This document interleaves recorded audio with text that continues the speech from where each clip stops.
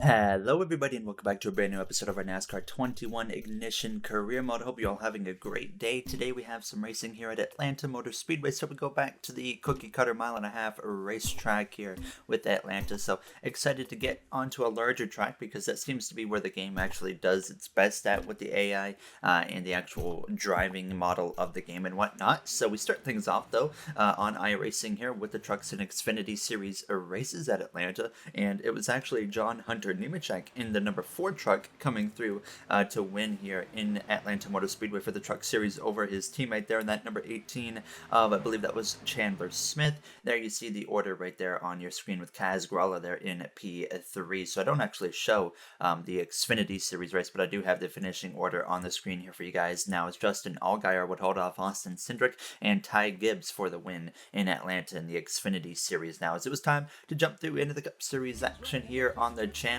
Excited to, of course, like I said, to get around this racetrack in Atlanta. It's fun to drive, although the downside in this game, it's just full throttle. I hate full throttle racing with a passion, and that's all Atlanta Motor Speedway is nowadays here with these games. So it was going to be interesting to see how that was going to change the approach as well, with no stages, no guaranteed cautions and whatnot. Now that kind of opens the door in this game to do kind of any strategy you want. You just kind of know how many pit stops you need, and then you can just base your strategy however you want around that. You don't really have to follow a set of cautions kind of telling you how you need to do it. And with cautions being so rare in this game, we just, of course, never expect them to come out at this point. Hopefully that's something that gets fixed in the patches. I think I've said that like every single episode so far. But nonetheless, we get out on the track here in practice session. Now, of course, you have to come through driving through the garage first. I went to the second to the right setup there from stable, so a little bit loose, but not too loose here now, as we actually would end up having some problems in the garage area. There was a pileup at the exit of the garage heading into the pit lane. Yes, look at this. We have like 6-7 cars piled in, maybe even more, like 8 or 9 cars just piled in trying to exit the garage area. I'm just waiting here, waiting for these guys to get it sorted out. A couple cars would actually despawn, then a few cars would get it figured out and get themselves out of the garage area. But you got Brendan Gaughan just sitting there in the middle of the lane, and how Newman tries to push him. I said, you know what? I took inspiration from Ryan Newman. I said, get out of my way, I'm coming through, and I'm going to go make some laps here at Atlanta Motor Speedway. So, starting it off with a bit of action here in Atlanta with a pileup in the garage area now, as we would get our practice laps underway here down into turn 1 as well as 2. And like I said, you're just full throttle around Atlanta, so if you're lifting around Atlanta, you're doing it completely wrong. Even on the most worn tires, you don't need to lift unless the car kicks out from the rear end or something, so, or you get really tight, either one. But nonetheless, like I said, just full throttle racing here, and that was a really quick lap around Atlanta, and I was hoping that was going to give us some good pace in qualifying. So we're going to jump straight into the qualifying session here. The sun has kind of gone down a little bit further here now as we're getting ready to put a lap down. I think we only get 1 lap at the mile-and-a-half now.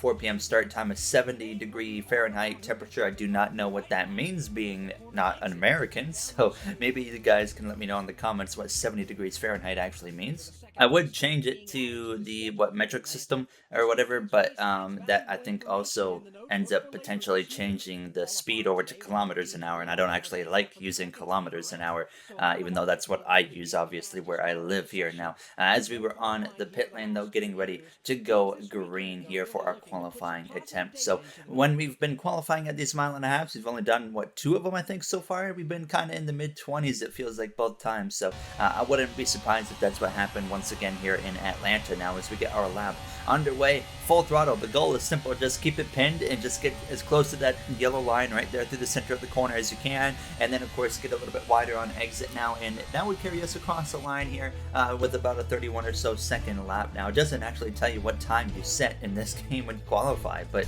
you can see actually once again in the mid-20s there, P23, as we're going to get ready to go green.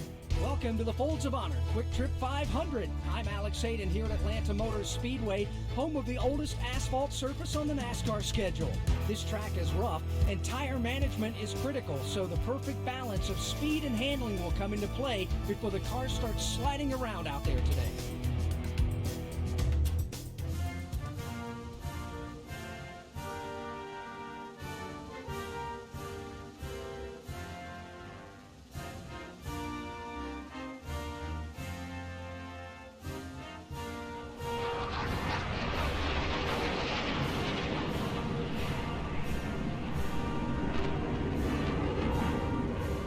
let's head down to pit road where the drivers are getting ready to start their engines for today's race at Atlanta Motor Speedway. I have no idea when they're going to repave this place. We have enough tires, though, so just take care of the car for me. 10-4, let's have a good race. And there you hear myself as well as our crew chief of Lanton as we're getting ready to go green here at Atlanta.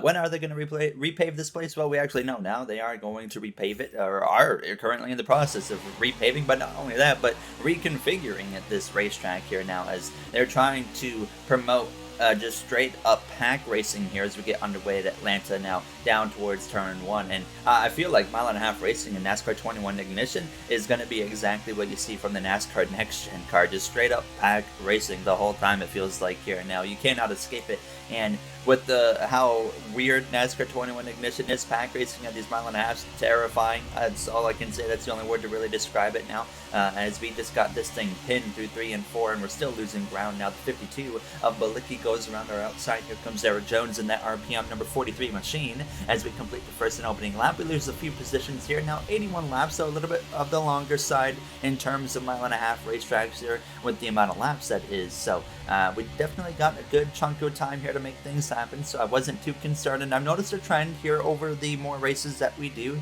is that the longer the run goes, the better we are compared to the AI, and usually on the short run they absolutely obliterate us, and we're seeing that happen once again here now. As I would actually try to go up the inside of the 52 Balicki here on lap 4, but I made a mistake there. I slid up the track a little bit into him. We save it there, but lose even more ground. The 38 of Alfredo, the 23 of Bubba Wallace are going to go by the 53. The Rick Ware racing cars are passing me, so now we have obstacles, of course, to get around as well. And I immediately got back to this first pack here, and I jumped up to the outside now on lap 9 because from my mile and a half pack racing experience I've earned or learned so far, I have found that going to the top is really the safest and probably most efficient option to work your way through the pack. 3 wide in front of us there with Bubba Wallace, Alfredo as well as the number 48 of Alex Bowman, your Martinsville winner from this past weekend in the real-life NASCAR Cup Series now, as we're slowly back up into the top 30 here, but we got some work to do. Obviously, there is, for some reason, they just check up for no reason into turn 3 when you're at a track where you're going full throttle, and I slammed into the outside wall, and I got somehow no damage from it. So we lost a lot of ground and we cut straight through here. A little bit later, lap 15, then to lap 18, we had once again run down this pack, and it was time for attempt, number 3 to work our way through these guys here, and I just jumped up to the outside again, and I now was expecting that turn 3 checkup. I don't know why anybody would have to be checking up here when it's, like I said, you're full throttle at Atlanta, so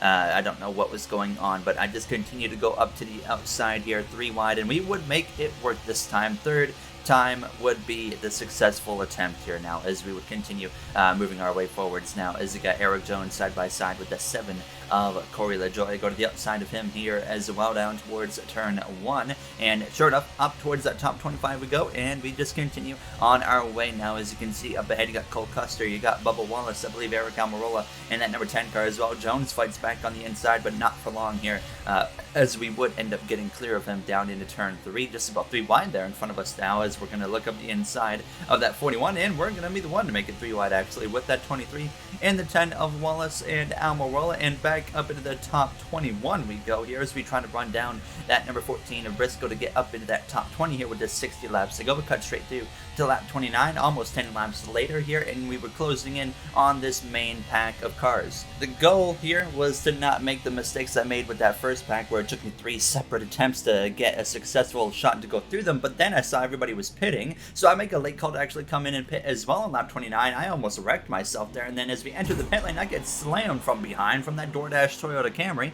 of Bubba Wallace there. I don't know why, I just got rear-ended like that, but there is a bunch of damage you can see there on our back end, and we're going to come into the pit box here and do some repairs to the car. I don't know if that actually got triggered as like damage affecting to the car there, because I think we were already in that little pit lane sequence there where the AI had control, so I'm not 100% sure, but the pit crew puts on 4 tires, put some fuel in the car. I made a slight wedge adjustment to make it a little little bit more free because it definitely felt tight at times. And now once again they're going to come over the wall there with the saw here on that left front now, as I feel like we've damaged the car so much in these last few episodes that we've needed the saw like every single time we come to the pit lane, it feels like here now. As we would though get back underway, and surprisingly we beat out a lot of drivers out of the pit lane. The pit strategy still makes absolutely zero sense here in NASCAR 21 Ignition now, as I get passed by that 14 of Chase Briscoe, one of the Rookie of the Year contenders against myself right now. We have the upper hand on him with that victory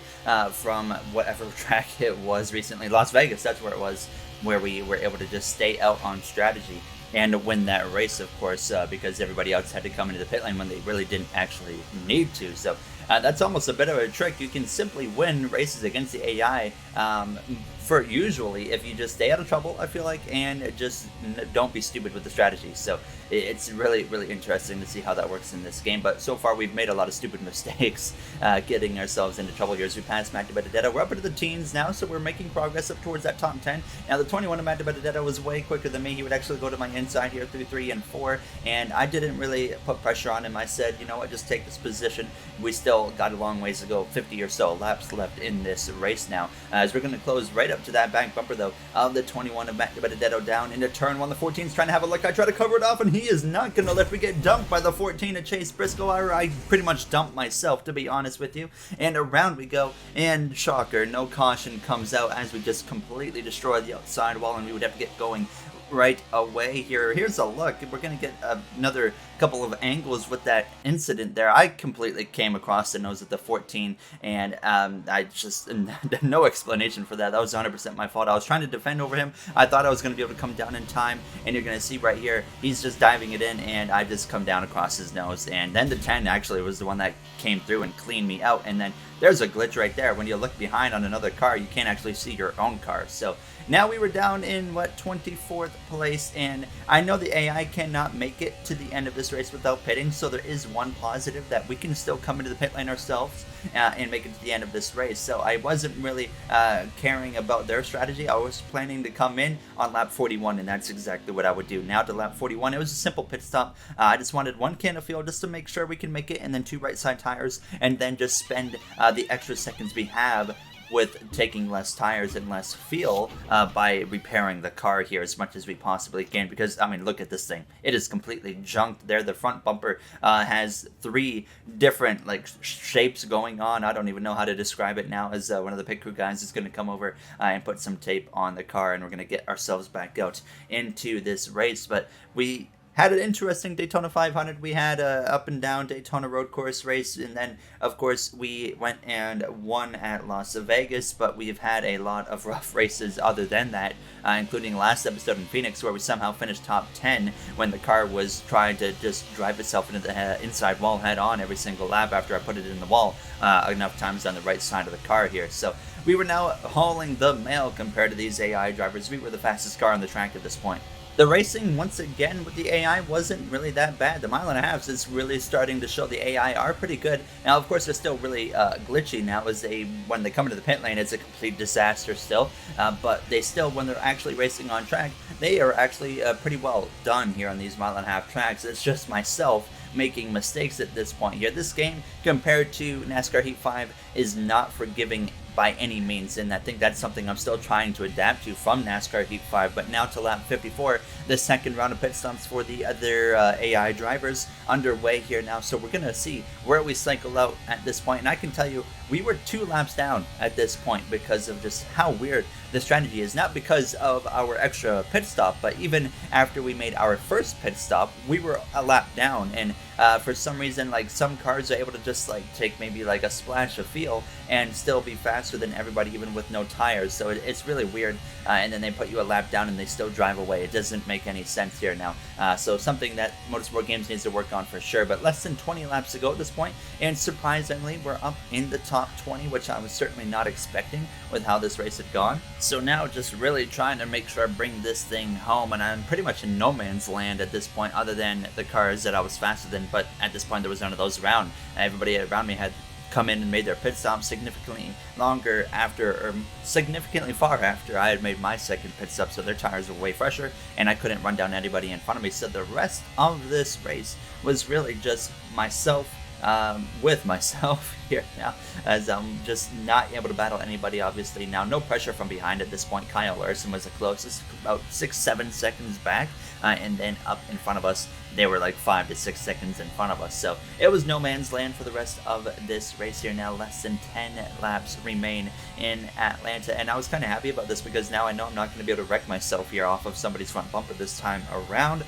So just bringing it home at this point now, and I was actually having a good time running by myself because it really does get to give you a moment to really feel this game out, and it drives good, other than when you have a moment like that right there out of turn 2. Now is right at the very end of this run, I was starting to lose a lot of grip here in the rear end, so I was having to back my pace down a little bit, and that was allowing Kyle Larson to significantly close the gap here as he's trying to get us for 18th place now as he runs P19, less than 4 seconds separate us as we were closing in on the final few laps of this race. Chase Elliott was out in front, your Daytona Road Course winner, who only led 2 laps in that race, and he only got that lead because of a final pit stop strategy call, and he would sure enough be out in front coming up to the final lap of this race here in Atlanta. Yes, already to the final lap because we're, like I said, 2 laps down here in Atlanta Motor Speedway.